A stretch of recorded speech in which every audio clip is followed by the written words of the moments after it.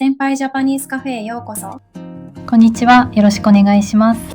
今日はね、ちょっと特別な回なんだ。特別？30分で日本の四季を一点に味わうの。前回は道に迷った時の聞き方でしたよね。そう、まっすぐ行ってくださいって便利な表現だったね。皆さん、もう使ってみました？今日もいろんな表現が出てくるよ。30分って長くないですか？いつもより長いね。でも四季を一気に味わうにはちょうどいいの。なるほど。日本人って季節にめちゃくちゃ敏感なんだよ。確かに桜とか紅葉とかニュースになりますもんね。そう。それを4つの章に分けて見ていこうか。春、夏、秋、冬ですね。じゃあまずは春から。春って日本人にとってどんなイメージかな？やっぱり桜ですか？桜は確かに王道。へえ。でもね、それと同時に別れと出会いの季節でもあるんだよ。卒業と入学ですか？そう、4月1日が始まりなんだ、何もかも。じゃあ桜の話からいこう。桜前線って聞いたことある？聞いたことあります。天気予報みたいなやつ。そう。3月の終わりに九州から咲き始めて、ゆっくり北上していくの。へえ、ロマンチック。ニュースでね、今年はラグチが満開予想ですって毎日やってる。国民的関心事ですね。で、桜が咲いたらみんな何するかわかる？お花見。正解。でもね、お花見って実は段取りが大変なんだよ。段取りですか？まずいい場所を取らなきゃいけないでしょ。確かに。新人が朝早くから行ってブルーシートで場所取りすることもあるくらい。それはちょっと大変ですね。そう、楽しみのために頑張るんで、お弁当と飲み物持ってさ。夜桜っていうのもありますよね。ある。ライトアップされてさ、すっごく綺麗なの。でね、もう一つ春の顔があるの。もう一つ。新生活が始まるストレス。新しい職場、新しいクラス、新しい人間関係。わかります、それ。気を張ってるから4月は意外と疲れるんだ。気を張るってよく聞きますね。N3 レベルの便利な章で、緊張して身構えるって意味だね。そしてね、4月で気を張ってた人ほど5月にやられるの。それって。そう、5月病。連休が終わった後、急にやる気がなくなるの。それ聞いたことあります。私も毎年なります。あらら。ストレッチしたり軽く運動したりすると割とマシになるよ。なるほど、覚えておきます。春はね、食べ物も楽しいんだよ。例えば？桜餅知ってる？桜の葉っぱで包んだお餅。ピンク色のやつ食べたことあります。あれね、塩漬けの葉っぱでしょっぱくて甘いの、癖になる。葉っぱも食べるんですか？葉っぱごと食べるのが本来の食べ方。でも残す人もいるよ。次は葉っぱごと挑戦します。あとお花見団子。3色のやつね。ピンク、白、緑。かわいい。それぞれ意味あるんですか？ある。ピンクは桜、白は雪、緑は新緑。冬から春へを表してる。そんな深い意味があったんですね。日本の食べ物ってこういう意味付けが多いんだよね。春って桜以外にも花あるんですよね。もちろん、梅は桜より先に咲くし、桃の花とかチューリップも春。梅ってお酒の梅酒の梅？そう、同じ。梅は2月後半から3月に咲くから、まだ寒い時期。それが春は菜飲みの時期？よくつなげたね。まさにそう。梅が咲いてる頃は春の予告編って感じ。綺麗な言い方。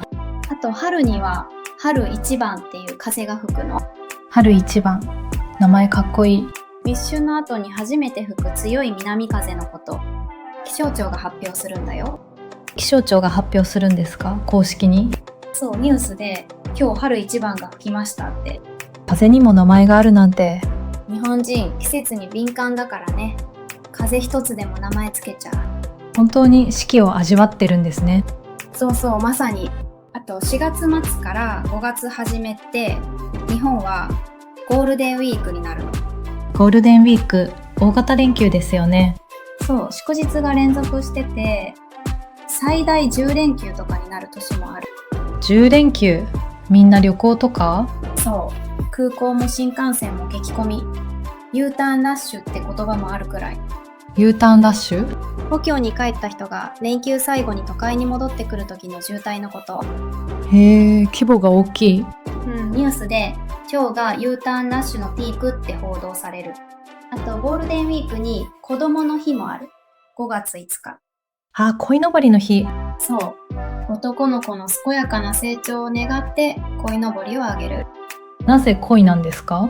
中国の伝説で鯉が滝を登って竜になったっていうのがある。困難を乗り越えて成功する象徴。ああ、深い由来。黒、赤、青、3色の鯉のぼりは父、母、子を表す家族の象徴でもあるんだ。そんな意味があったんですね。あと春には素敵な慣用句がもう一つ。春眠暁を覚えず。意味は？春の朝は気持ちよすぎて夜が明けたのも気づかない。中国の古い詩から来てる。ああ、わかります。春は眠い。そう、生物学的にも春は眠くなる季節なんだって。だから慣用句が生まれた。なるほど、覚えました。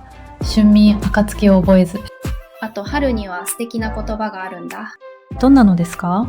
春は名のみって言うんだ。春は名のみ。3月とか暦の上では春なのにまだ寒い時期のことを言うの。知的ですね。そう、ネイティブがまだ春は庭のみだねって言うとすっごく日本語っぽい。覚えたいです。じゃあちょっと整理してみようか。今日の春のキーフレーズはこれ。春は名のみ。もう一回お願いします。春は名のみだね。暦は春でもまだ寒い時に使うんだ。なるほど、3月とか早春に使えるんですね。そう、ちょっと文学的で知ってると一目置かれる表現。今度使ってみます。じゃあ次は夏ですね。日本の夏はね、湿度が高くてもう蒸し暑いって感じ。蒸し暑い。サウナの中にいるみたいな感じだね。それは辛いですね。夏が始まる前にまず梅雨が来る。ジメジメですよね。そうそう、洗濯物が乾かないの。私の国では信じられないです。湿度 80% 超えるのが普通だからね。やばいですね。で、その後一気に真夏。気温も湿度も高くて体力をどんどん奪われていくの。あ、そこで夏バテが出てくるんですね。そう、まさに食欲がなくなってだるくなって。聞いたことあります。冷たいものばっかり食べちゃうとか。そうそう、アイスとかそうめんとか。栄養が偏るのも良くないんだよね。そしてもう一つ夏特有の悩みがあるの。なんだろう。冷房病。クーラーで体が冷えすぎちゃうやつ。外と中の温度差が大きいですもんね。外は35度、中は22度とかね。そりゃ体壊しますよ。でね、夏といえばお祭り。これが日本人にとって超大事。盆踊りとかですか？そう、盆踊り。地域ごとに踊りが違うの。みんなで輪になって踊る。輪になって素敵ですね。あと出店もたくさんあって、たこ焼き、焼きそば、かき氷、金魚すくい。金魚すくいやったことあります。楽しいよね。紙のすくいがすぐ破れて悔しいやつ。それわざと破れやすく作ってあるんですよね。そういう仕組みだから技がいるんだよ。なるほど。あと夏の音といえば風鈴とセミ。チャミ、うるさくないんですか？うるさいよ。でもそれが夏が来たって感じなんだよね。情緒があるってことですか？そう。セミの声を聞くと子供の頃の夏休みを思い出すって人も多い。チャミの声で記憶が蘇るってなんか詩的。あと風鈴は逆。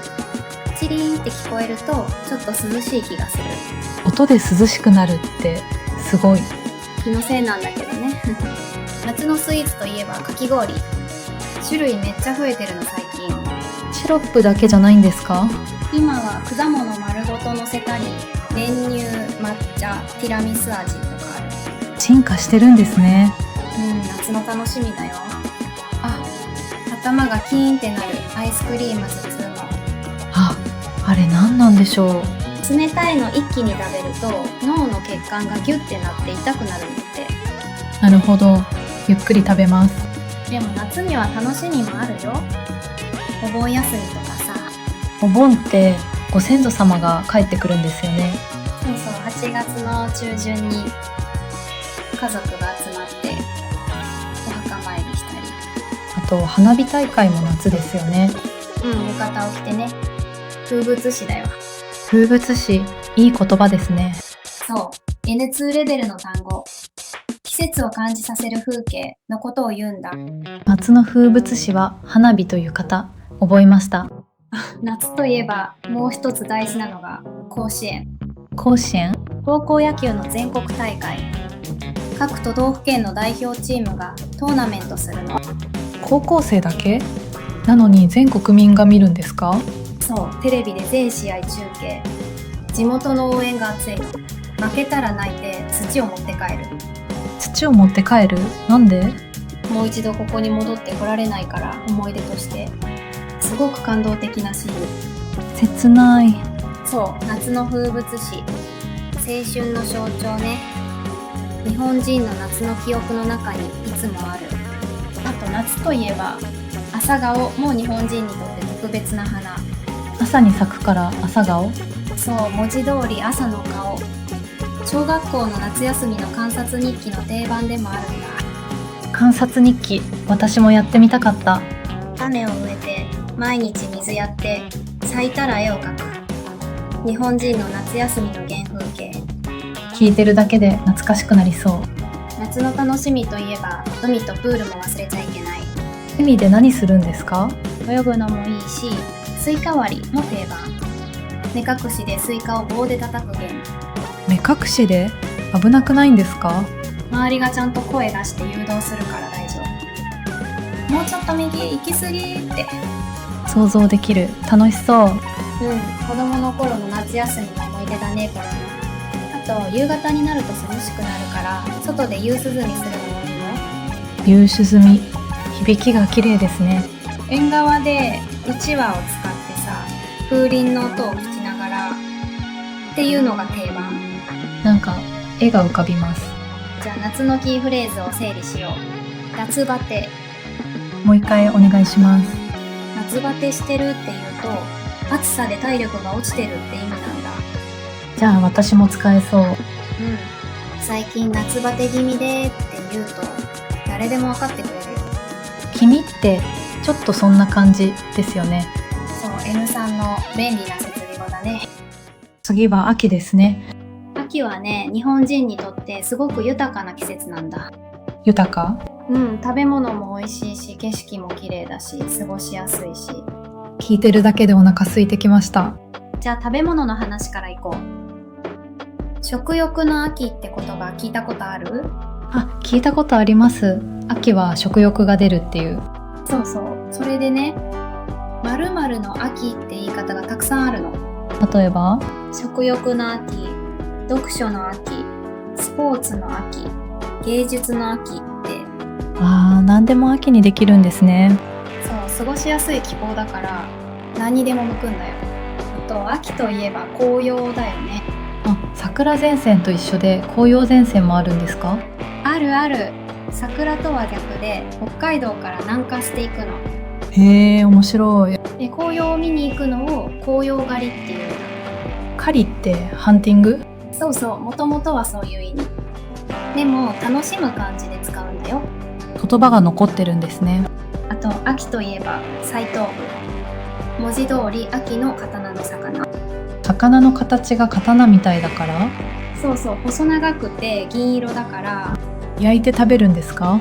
そう、塩焼きが定番。大根おろしと醤油をかけてご飯と一緒に。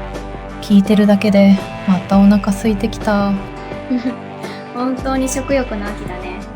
あと寒くなってきたら焼き芋も最高。焼き芋って屋台で売ってるやつですか？そうそう、石井焼き芋って音楽流しながら来るやつ。それ地域限定？全国で見かけるよ。冬の風物詩。石で焼くんですか？熱した石の中に芋を入れてじっくり焼くの。これがめちゃ甘くなる。美味しそう。あと秋といえば文化祭、体育祭もある。学校の小中高でやる文化祭はクラスごとに出し物作ってお祭りみたいに。楽しそう。どんな出し物？お化け屋敷、模擬店、演劇、バンド演奏。クラスの個性が出るんだ。私の学校でもやってみたい。アニメや映画でも文化祭シーンってよく出てくるよね。あ、確かに想像できます。あと秋には月見っていう行事もあるんだ。お月見。秋の満月が一番綺麗だから団子をお供えして月を見るんだ。ロマンチックですね。空気も澄んでるから月がよく見えるんだよ。あと秋にはなちごさんっていう子供のお祝いがあるんだ。11月15日。七宝さん？そう、7歳、5歳、3歳の子供の成長を祝う行事。神社に行って千歳飴を食べる。千歳飴って長い飴ですか？そう、細長くて紅白の飴。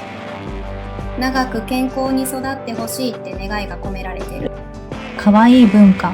あと知ってる？七草って春だけじゃなくて秋にもあるんだよ。へえ、違いは？春の七草は食べるよ。秋の七草は見て楽しむよ。萩、すすき、桔梗、ムレシキ、藤袴、勝、女郎花。うわぁ、覚えるの大変。全部覚えなくていいよ。萩、すすきと秋の七草って7種類の花があるって知ってれば十分。助かります。あと秋には秋の夜長って表現もある。夜が長くなるから？そう、日が短くなって夜が長くなる。だからゆっくり過ごすとか物思いにふけるって雰囲気。綺麗な日本語。秋の夜長に読書とか言うんだよ。だから読書の秋とつながる。全部つながってる。あと秋分の日の前後にお彼岸っていうのもある。お墓参りの時期ですか？そう、ご先祖様にお墓参りする10週間。おはぎっていう和菓子も食べるよ。おはぎってぼたもちと違うんですか？同じものなんだけど季節で名前が変わるの。春はぼたんだからぼたもち。秋ははぎでおはぎ。うわ、季節への愛がすごい。まさに四季を味わうだね。そしてね、秋は実りの季節でもあるんだ。お米とか？新米。秋に採れたお米のことを新米って言うんだ。新米って美味しいんですよね。もう全然違う。ふっくらして甘いの。食べたくなってきました。あと栗、松茸、さつまいも、柿、梨。秋は本当に食材が豊富。聞いてるだけでお腹空いてきました。じゃあ秋のキーフレーズ。食欲の秋。もう一度お願いします。食欲の秋。秋になると食欲が出るっていうことは？〇〇の秋のパターン、便利ですね。そう、自分でも作れるよ。勉強の秋、映画の秋とかね。面白い。自分の秋を作れるんですね。そう、N3 レベルでも応用できる便利フレーズ。最後は冬ですね。冬はね、寒くて厳しい季節だけど、家の中で過ごす時間が増えるんだ。こたつとか？そうそう、こたつにみかんっていう定番。響きが暖かいですね。じゃあ冬の食べ物といえば何を思い浮かぶ？鍋。正解。鍋を囲むって言うんだよね。囲むって円になる感じ？そうそう、テーブルの真ん中に鍋を置いてみんなで囲んで食べる。家族の温かさを感じますね。そうなんだよ。寒い外と温かい鍋。これが対比でね、すごく日本人らしい。あと12月といえば日本のクリスマスがちょっと独特なの。独特？まず宗教的じゃない。恋人と過ごす日って感じが強い。家族じゃなくて？そう、海外と逆。家族で過ごすのはお正月。クリスマスは恋人かもしれない。面白い文化ですね。そして食べ物はなぜかケンタッキーとクリスマスケーキが定番。ケンタッキー？なんで？面白い話だよ。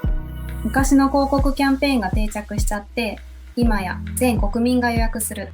そんなことってあるんですね。文化って面白い。そしてね、年末年始は特別な時期。年の瀬って言葉があるの。年の瀬？年の終わりっていう意味。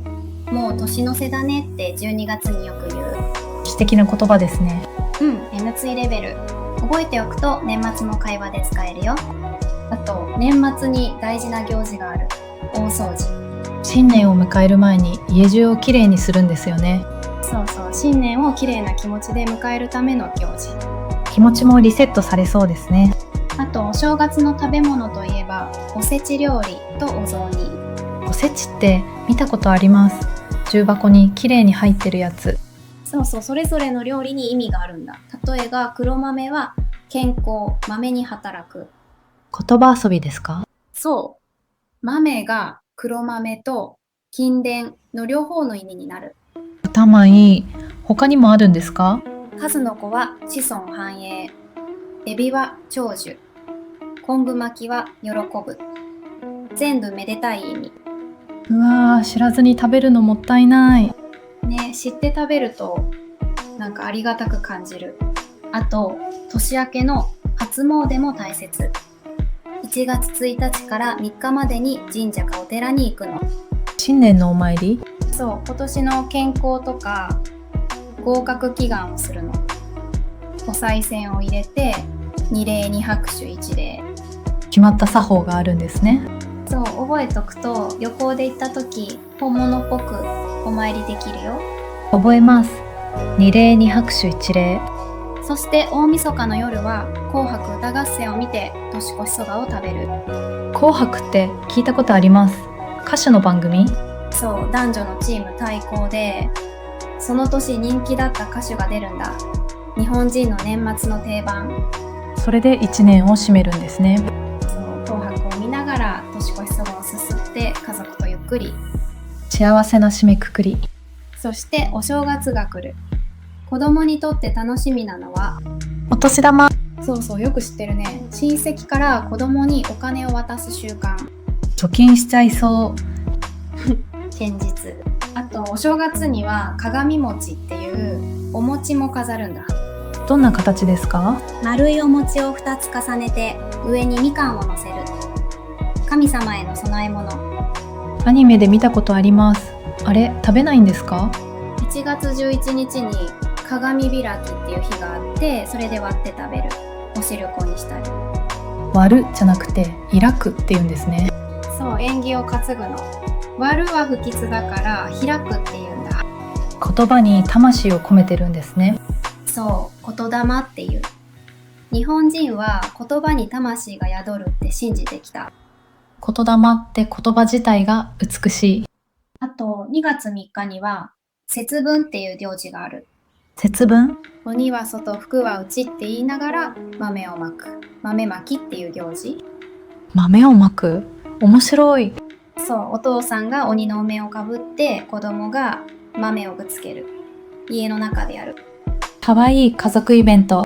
あと、自分の年の数だけ豆を食べる。健康を願って。30歳なら結構食べますね。確かに。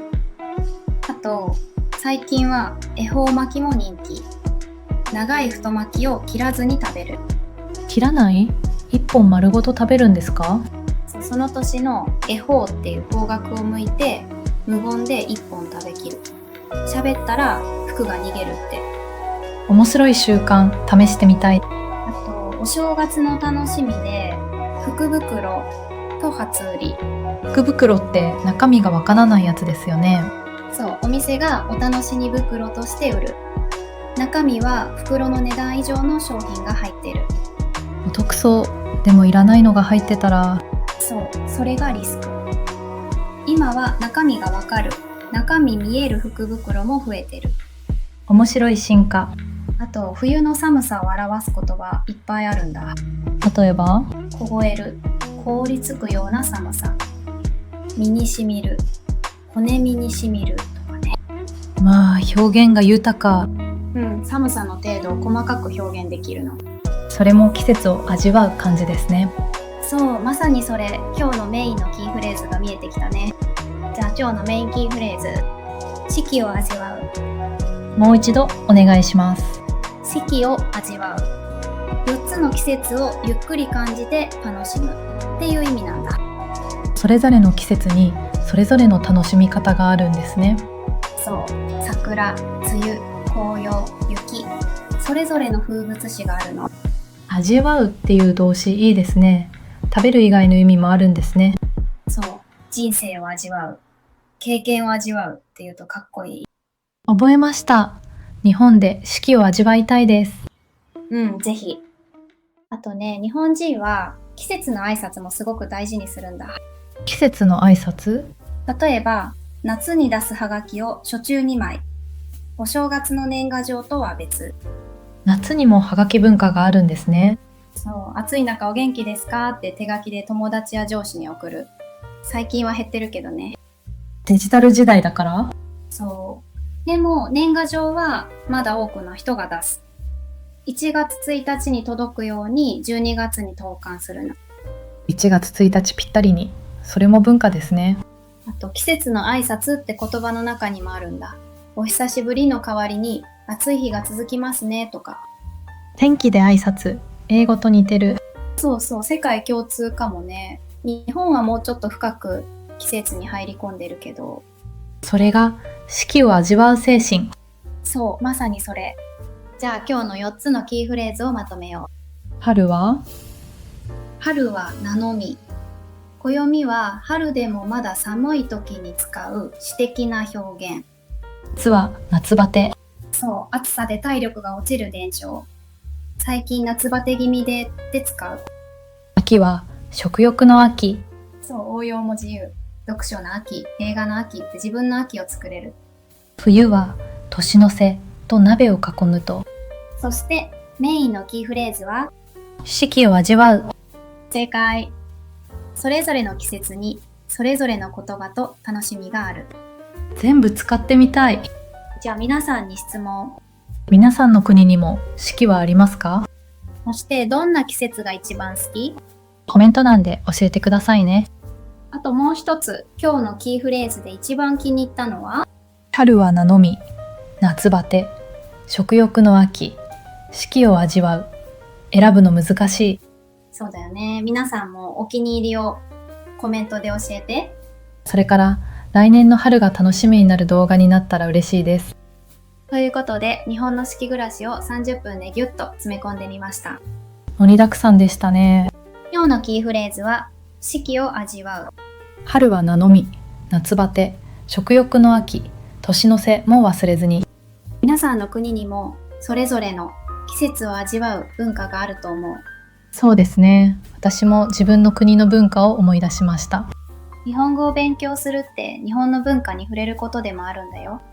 言葉を覚えるだけじゃなくて心を感じる。そう、それが本物の語学学習なんだ。今日のエピソードがそのきっかけになれば嬉しい。視聴者の皆さん、これから日本に来るとき、ぜひ四季を味わってみてください。そしてそれぞれの季節で、これがあのキーフレーズがあって気づいてくれたら嬉しい。